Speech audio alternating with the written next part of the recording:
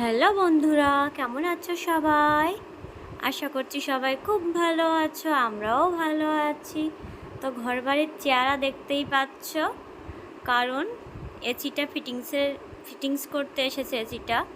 তার জন্য ঘরবাড়ি এরকম চেহারা। নতুন বেড কভার পাতা ছিল, তার উপরে একটা পুরনো বেড কভার পাতিয়ে দিয়েছি যাতে নোংরাটা কম হয়, কিন্তু সেই নোংরা হয়েছে, দেখতেই পাবে তোমরা। তো একটু এবার গরমে হাত থেকে বাঁচবো, যা গরম দেয়। দেখো আমার ঘরের চেয়ার, আমি ঘুরে ঘুরে শুধু দেখছি যে কি অবস্থা হয়েছে, এরা কখন যাবে আর আমি কখন এই ঘর দুয়ারগুলো ঠিক করব। আর ওদের কাজটাও দেখছি দাঁড়িয়ে দাঁড়িয়ে। এখন ছাদে যাব, ছাদে এইখানটায় ফিক্স হবে, তো ওরা সেটা দেখছে কিভাবে কি করা যায়। ততক্ষণ আমি জামা কাপড়গুলো তুলে ফেলি। তার সেই সকালে জামা কাপড় দিয়েছি, এখন তুলছি। রং একটুও থাকবে না জামা কাপড়ে, সব রং উঠে যাবে। সকাল 10টায় জামা কাপড় ধুই আর 6টায় 5টা 6টায় যদি তুলি।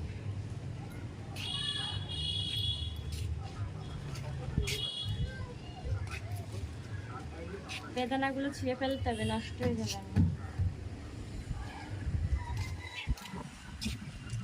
কি দারুণ হাওয়া না? হাওয়া ছাদে, ছাদে বিকেলের হাওয়া আলাদা মজা।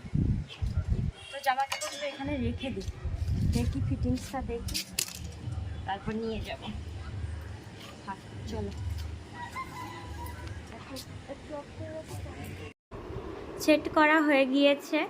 এবার নিচে এসে দেখো এসিটা চালিয়ে দেখছি আর সিস্টেমগুলো জেনে নিচ্ছি।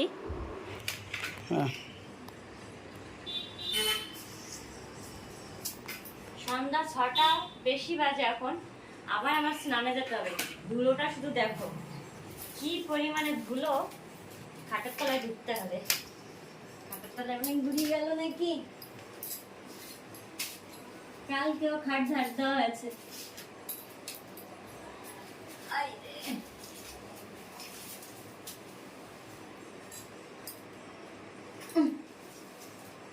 বাপরে বাপ,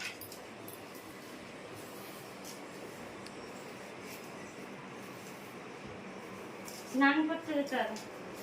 সব ঝাটফাট দিয়ে স্নানে ঢুকবো।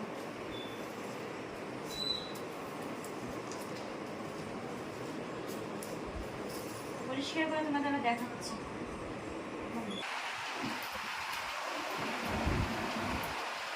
বন্ধুরা, হাতটা বিছানো হয়ে গেছে, এখন যাব বাইরেটা পরিষ্কার করবো, তারপর স্নানে যাব। তো আমি পরিষ্কার করতে থাকি,